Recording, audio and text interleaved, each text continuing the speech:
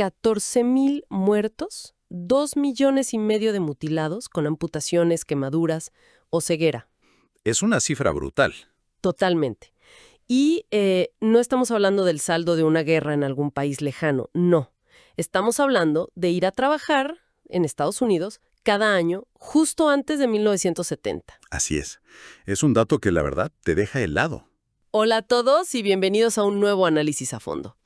Soy su presentadora y hoy estoy acompañada por nuestro experto residente para meternos de lleno en un tema que, bueno, parece árido, pero les prometo que no lo es. Hola a quienes nos escuchan. Sí, estoy muy emocionado de arrancar con esto porque el material de hoy rompe con todos los esquemas. Exacto. Generalmente cuando pensamos en un manual de seguridad laboral o, no sé, en regulaciones industriales, la imagen mental es bastante gris, ¿no? Claro, pensamos en burocracia. Ajá, en pilas de papel interminables o reglas aburridas que alguien en una oficina lejana decidió imponer. Es un tema que parece carecer de emoción, pero el material que estamos desglosando hoy destruye esa noción por completo. Totalmente la destruye. Nos presenta una premisa histórica súper cruda y absolutamente innegable, y es que la seguridad en el trabajo no nació de la buena voluntad corporativa. Fue escrita, literalmente, con la sangre de tragedias históricas. Es una forma muy impactante de abordarlo, pero es históricamente irrefutable. El documento fuente que exploramos hoy es fascinante porque toma un tema que podría ser increíblemente denso, como la seguridad de procesos industriales, y lo transforma en una narrativa casi teatral. Sí, parece una obra de teatro por momentos. Exacto. Utiliza metáforas dramáticas para explicar cómo la industria pasó de ser un caos absoluto, sin reglas, a tener un sistema riguroso de leyes. Y nuestra misión aquí es desentrañar esa evolución. Vamos a entender cómo y por qué nació la Administración de Seguridad y Salud Ocupacional, mundialmente conocida como OSHA. Y cómo una catástrofe global obligó a crear la norma de gestión de seguridad de procesos. Para quienes nos escuchan, ya sean profesionales que trabajan en plantas industriales, estudiantes de ingeniería o simplemente mentes curiosas a las que les fascina cómo funciona el mundo, esta conversación va a cambiar la forma en que ven cualquier señal de advertencia. O cualquier manual de procedimientos, claro. Ajá, porque esos textos dejaron de ser reglas aburridas para convertirse en monumentos a vidas perdidas. Ok, vamos a desempacar esto porque el formato de nuestro documento fuente es súper inusual. Muy inusual, sí. Presenta la información a través de la figura de un instructor hablando frente a un aula, con proyecciones y hasta personajes conceptuales como este emperador de la norma, para personificar a la ley. Y esa personificación es clave porque la historia legal pura puede ser muy árida. Al convertir a OSHA en este emperador con armadura plateada, la historia de la regulación se vuelve súper accesible. Le da vida al texto. Exacto. Pero para entender por qué la industria necesitaba desesperadamente a un emperador que impusiera orden, primero debemos visualizar el caos absoluto que existía antes de su llegada. El famoso salvaje oeste. Tal cual. Si miramos Estados Unidos antes de la década de los 70, era literalmente la ley de la selva. Veníamos de un boom industrial después de la Segunda Guerra Mundial que fue masivo. Las fábricas crecían a un ritmo frenético. Pero sin un freno de mano. Claro, no había una supervisión federal unificada. Cada estado tenía sus propias normas. Y algunos estados, simplemente no tenían ninguna regulación industrial. Cero. Cero regulación. Y las consecuencias de ese crecimiento descontrolado nos devuelven a esas cifras escalofriantes que mencionamos al principio. 14,000 vidas perdidas al año por el simple hecho de ir a ganarse el sueldo. Es que es impensable hoy en día. Es una locura. Y hay una viñeta histórica muy poderosa en el material que ilustra perfectamente esta época. Presenta a un trabajador parado frente a un juez local con el brazo vendado y destrozado. Una escena súper gráfica. Sí. Y el trabajador explica que la máquina que operaba no tenía una guarda de seguridad, que el supervisor sabía perfectamente que estaba rota y que cuando él se quejó por el peligro, la respuesta del supervisor fue brutal. Le dijo, si no te gusta, hay 10 afuera queriendo entrar. Y el desenlace de esa viñeta es lo que verdaderamente define a la era antes de 1970. ¿Qué pasa en el juicio? Pues el dueño de la fábrica en esa escena básicamente se encoge de hombros. Argumenta que en su propiedad él dicta las reglas y que la torpeza del trabajador no es su responsabilidad financiera. ¡Wow! Sí, Y el juez, atado de manos por la jurisprudencia de la época, tiene que darle la razón al patrón. No te puedo creer. Así es, la ley no le permitía obligar a la empresa a cambiar sus prácticas preventivas o a instalar una simple guarda de metal. El caso se cierra sin consecuencias para la industria. Es como un juego de las sillas musicales, pero brutal. Ajá, totalmente. Un juego donde perder no significa simplemente quedarse de pie o salir de la ronda entre risas. Aquí perder significa perder un brazo o perder la vida. Y la música, además, la controla exclusivamente el empleador, Decidiendo cuándo acelerar el ritmo de producción. sin importar quién se caiga. Es muy fácil para nosotros, desde la comodidad del presente, mirar hacia atrás y juzgar esta actitud como pura malicia corporativa. Como si los dueños de las fábricas fueran villanos de caricatura frotándose las manos, no. Claro, el típico villano del monopolio. Exacto. Pero basándonos en el contexto histórico que revela el análisis, te pregunto, ¿era realmente pura maldad consciente o estábamos ante una falla sistémica masiva, donde la frase «son accidentes, cosas que pasan» estaba genuinamente normalizada como el costo inevitable de hacer negocios? Esa es la gran pregunta. Y la evidencia apunta abrumadoramente hacia una normalización sistémica del riesgo. O sea, no era que quisieran matar a la gente. No se trataba de una conspiración de villanos operando en las sombras. Era más bien una maquinaria económica colosal, donde el afán por la productividad y, sobre todo, la falta de un estándar ético unificado crearon un entorno fatal. La vida humana pasó a segundo plano. Exactamente. La vida humana simplemente se devaluó frente a las cuotas de producción. Si un trabajador moría, se veía como una externalidad trágica, sí, pero inevitable del progreso industrial. Nadie calculaba el costo humano en los balances financieros. Hasta que llegó el punto de quiebre. Así es. Hasta que ese colapso moral y la montaña de cadáveres se volvieron insostenibles a nivel nacional. Eso forzó finalmente al gobierno federal a intervenir de golpe para detener la carnicería. Y esa intervención nos lleva al nacimiento del emperador. La escena del documento nos traslada a 1970 y nos presenta a Richard Nixon, un presidente profundamente conservador, entrando al Congreso para impulsar una de las leyes regulatorias más agresivas de la historia estadounidense. Y el contexto político de ese momento es fascinante de leer. Nixon estaba flanqueado por líderes sindicales, madres de trabajadores fallecidos por silicosis o por accidentes mecánicos e ingenieros. Una mezcla rara, ¿no? Rarísima. Los sindicatos históricamente no eran para nada aliados de la administración de Nixon. Había una incomodidad palpable en la sala. Me imagino la tensión. Total. Sin embargo, el texto señala que la magnitud del problema había trascendido cualquier política partidista. El argumento central de Nixon fue que había recibido 14,000 cartas ese año. ¡Wow! Una carta por cada viuda, por cada huérfano, por cada funeral derivado de un accidente laboral. ¡Qué fuerte! Cada carta contenía un nombre, una tragedia familiar y una pregunta central que el gobierno ya no podía esquivar. O sea, ¿hasta cuándo se va a permitir que los trabajadores mueran para que las empresas ahorren unos cuantos dólares de mantenimiento? ¿Y cuando la resistencia legislativa intentó argumentar en contra? Porque seguro hubo resistencia. Muchísima. Decían que regular las fábricas era un intervencionismo excesivo y que debía dejarse en manos de los estados. Pero el contraargumento fue tajante. El texto lo describe como que esto no era un debate económico, era un asesinato silencioso a nivel nacional. Un asesinato silencioso. ¡Qué frase! Y ese clamor público es el catalizador que cambia la historia. El 29 de diciembre de 1970 se firma la Ley de Seguridad y Salud Ocupacional, conocida como la Ley OSHA. Y ahí nace OSHA. Exacto. Con ese trazo de bolígrafo nace la agencia OSHA. Y el mandato con el que nace no es el de hacer sugerencias simpáticas o enviar folletos informativos. No era un comité de recomendación. Para nada. Nace con autoridad coercitiva real.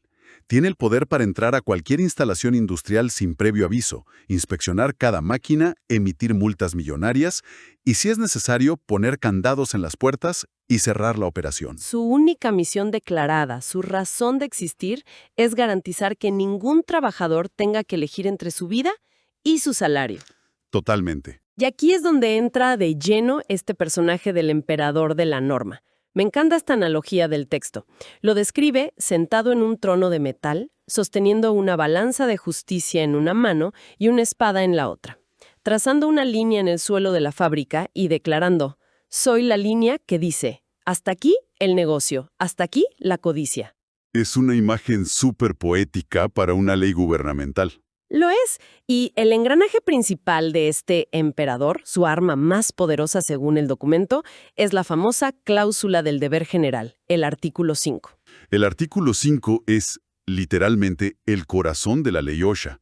Establece un mandato muy claro, que todo empleador debe proporcionar un lugar de trabajo libre de riesgos reconocidos que estén causando o puedan causar la muerte o daño físico grave a sus empleados.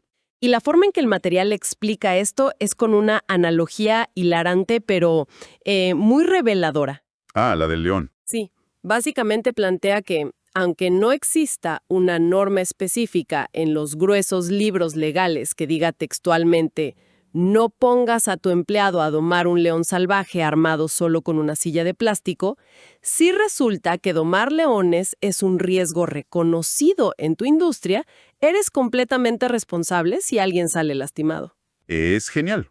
Entonces, ¿qué significa todo esto en la práctica legal? O sea, ¿es esta cláusula del deber general una especie de comodín diseñado para evitar que las corporaciones busquen resquicios y digan: bueno, el manual de 1970 no decía explícitamente que no podíamos usar leones? Si conectamos esto con el panorama general de la época, la respuesta es un rotundo sí. Es exactamente lo que el emperador consideraría su espada para cortar excusas burocráticas. Para que no se laven las manos. Exacto. Antes de los 70s, si una sierra circular específica o un químico nuevo no estaban catalogados en una ley estatal, el empleador se lavaba las manos ante un accidente. La cláusula del deber general invierte esa dinámica por completo. Les pasa la pelota. Ajá. Cambia la filosofía de la responsabilidad, pasando de ser un sistema reactivo a uno proactivo. El gobierno no necesita tener una bola de cristal para imaginar cada forma innovadora y peligrosa en la que alguien puede perder un brazo. Si la empresa sabe que un proceso es inherentemente riesgoso, la ley exige que lo mitigue. Punto.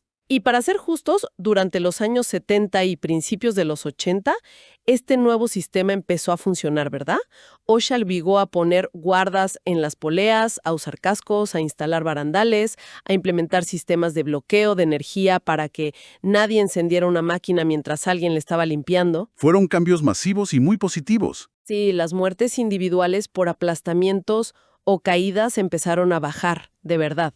Había una sensación real de que el emperador estaba ganando la batalla. Pero, y aquí es donde se pone realmente interesante. Aquí viene el giro.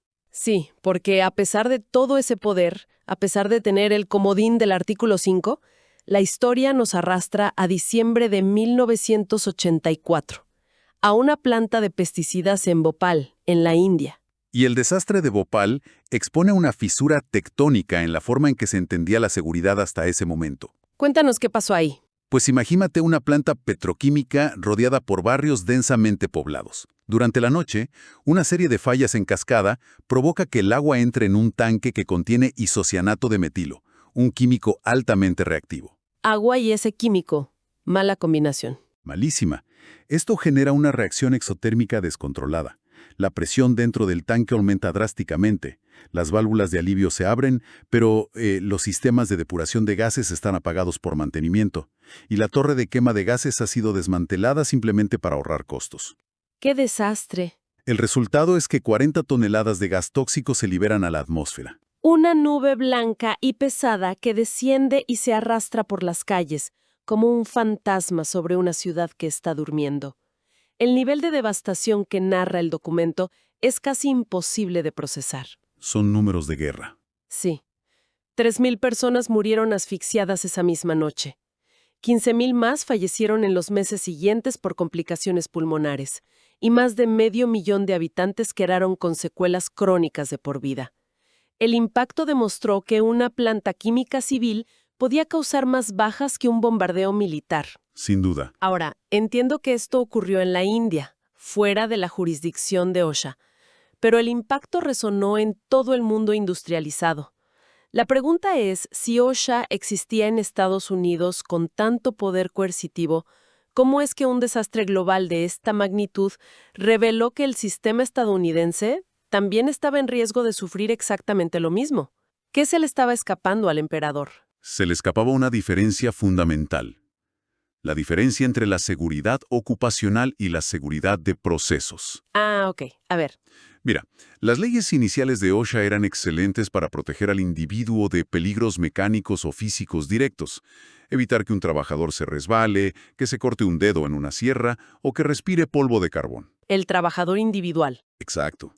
Pero la industria petroquímica moderna opera a otra escala completamente distinta. Maneja reacciones termodinámicas complejas, presiones extremas, temperaturas críticas y fluidos supertóxicos contenidos en kilómetros de tuberías interconectadas. Es como un monstruo gigante. ¿Lo es? Un inspector de OSHA de los años 70 entraba a una refinería y verificaba que los empleados tuvieran botas con punta de acero, pero no tenía la arquitectura legal ni el conocimiento en ingeniería química para auditar si el grosor de las paredes de un reactor de alta presión estaba comprometido por la corrosión interna. O sea, OSHA estaba mirando el árbol de la seguridad individual, pero estaba completamente ciega ante el bosque termodinámico que podía explotar y borrar una ciudad entera del mapa. Esa es la analogía perfecta. Bhopal fue el lobo que se comió a miles de ovejas mientras todos creían que la cerca estaba bien pintada. Quedó clarísimo que un casco de seguridad no sirve de absolutamente nada si el tanque de 40 toneladas de gas que tienes al lado estalla por una reacción química descontrolada. Exactamente. El paradigma tenía que evolucionar urgentemente.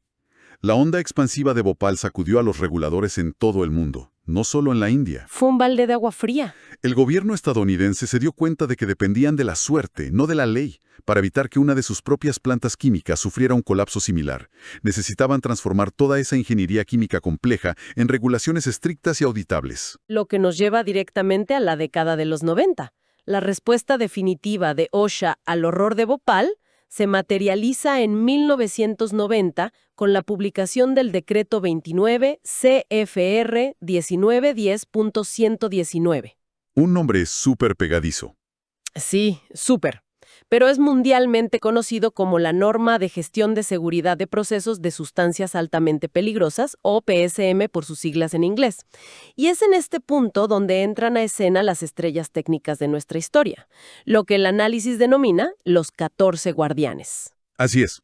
Estos 14 guardianes son, esencialmente, 14 elementos de gestión operativa que, en conjunto, forman una red de seguridad infalible, claro, si se aplican correctamente. A ver, danos un ejemplo para aterrizarlo. Para entender cómo funcionan en el mundo real, tomemos uno de los más críticos, la integridad mecánica. No se trata solo de reparar un tubo cuando empieza a gotear. Pensemos en el motor de tu automóvil. Ok. El fabricante indica que la correa de distribución debe cambiarse a los 100.000 kilómetros. Tú no esperas a que la correa se rompa a 120 kilómetros por hora en la carretera para reemplazarla, ¿verdad? Obvio no. Porque si se rompe, destruye el motor por completo. La cambias de forma preventiva basándote en la ciencia de los materiales. Precisamente. La norma PSM obliga a las plantas químicas a hacer exactamente eso con cada válvula, bomba y tanque de contención. Deben inspeccionarlos con ultrasonido, radiografías y pruebas de estrés de forma superprogramada. Nada de al tanteo. Nada. Tienen que documentar el desgaste y reemplazar los equipos antes de que fallen catastróficamente. Ya no es aceptable operar bajo la filosofía de si no está roto, no lo arregles. Wow. Y otro de estos guardianes vitales que menciona el texto es la gestión del cambio. Y este me parece fascinante porque ataca directamente el problema de los atajos que a veces tomamos en el trabajo. Uy, sí, la cultura del parche. Ajá.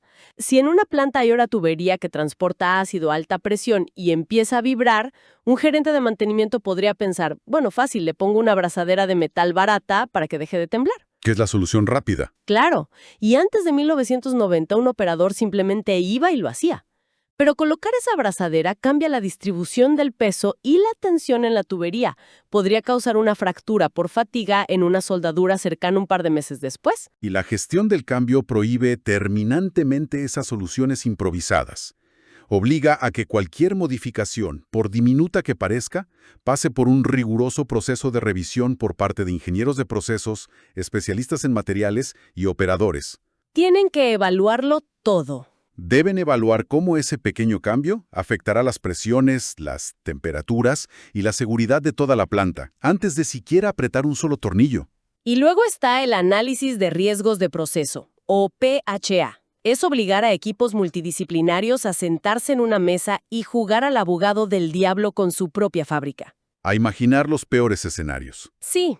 ¿Qué pasa si se va la luz en toda la ciudad? ¿Qué pasa si una válvula de enfriamiento se atasca abierta? ¿Qué pasa si el operador lea mal un medidor a las 3 de la mañana porque está cansado?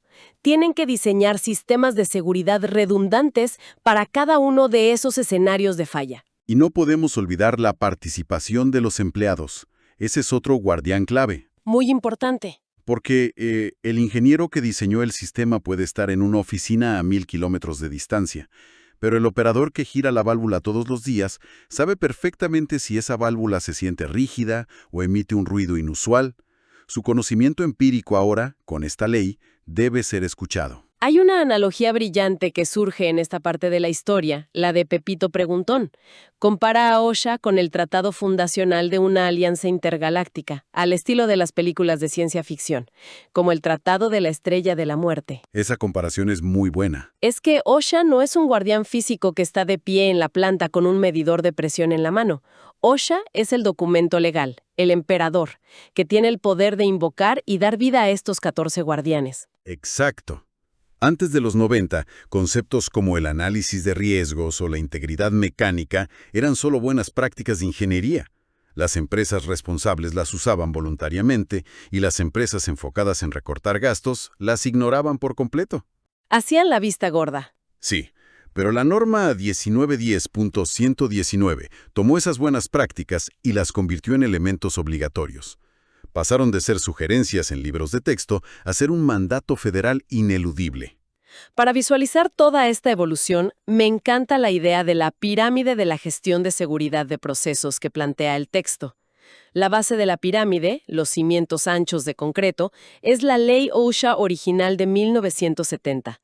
Ese fue el primer golpe en la mesa que acabó con la ley de la selva. Ajá, el mandato inicial. El cuerpo o la estructura de la pirámide es la norma técnica en sí, lo que está escrito en papel. La sangre que recorre y le da vida a esa pirámide, lamentablemente, es el catalizador histórico. La sangre que escribió la ley. Exacto. Y la forma física, la manera en que se manifiesta en el mundo real, son estos 14 elementos operando sincronizadamente. Pero aquí te planteo una duda genuina sobre la realidad en las plantas industriales. A ver, dime.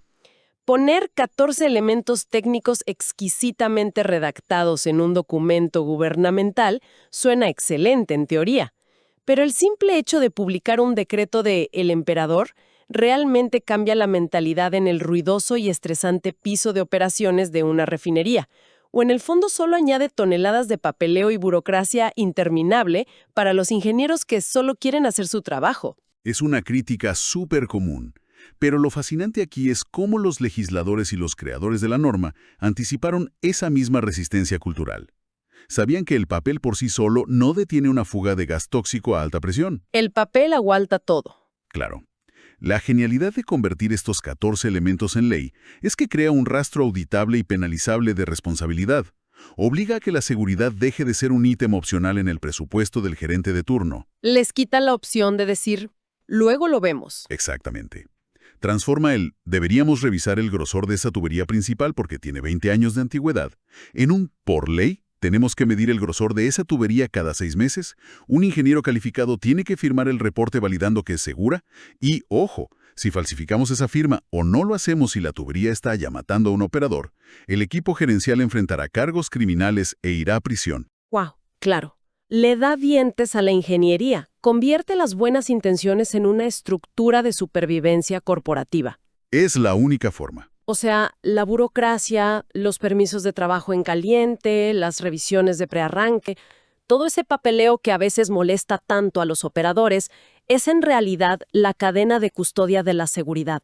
Es obligar a la empresa a detenerse y pensar sistemáticamente antes de actuar impulsivamente. Y como resumen de la lección central de toda esta evolución histórica, queda clarísimo que OSHA y la gestión de seguridad de procesos no son entidades abstractas creadas por burócratas aburridos para fastidiar a la industria productiva. No son el enemigo. No. Como lo define de manera muy poética uno de los enfoques del análisis, es la firma del rey que protege a su grey.